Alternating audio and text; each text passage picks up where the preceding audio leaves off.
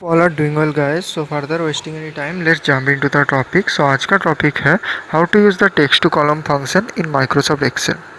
हम लोग ज़्यादातर टाइम किसी टेबल से डेटा कॉपी करते हैं। ये कॉपी करके जब हम लोग एक्सेल में पेस्ट करते हैं ना, तो ऐसे एक ही सेल में पूरा डाटा आ जाता है।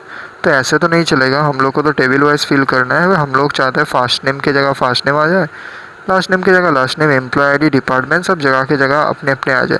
तो इसके लिए हम लोग जो फंक्शन यूज़ करते हैं उसका नाम है टेक्स्ट टू कॉलम।